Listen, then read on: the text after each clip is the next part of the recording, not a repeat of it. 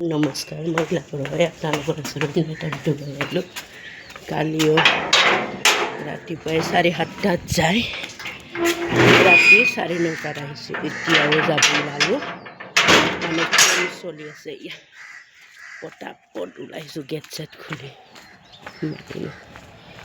হস্পিটেলৰ ডিউটি আপোনালোকে গম পাই, টাইমলি যাই পাবই লাগিব। মানে বাহিৰৰ ডক্টৰ আহিছে, কেম্প চলি আছে। এতিয়াও সেই একেটাই টাইম, 7:30 বাজিছে। 8টাৰ পৰা ডিউটি আছে। ওচৰতে, বেছি দূৰ নহয়, বৰবাৰী পৰ্দাৰৰ ওচৰতে। আপোনালোকক আগতেও দেখাইছোঁ, কিছুমানে মোৰ নতুন ছাবস্ক্ৰাইবাৰগিলা নাজানে।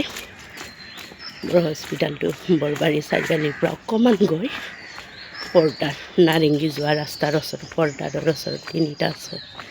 তাতে এতিয়া যাবলৈ লৈছোঁ। মানুহ উঠাই নাই, প্ৰায় মানুহ ঠাণ্ডাৰ কাৰণে।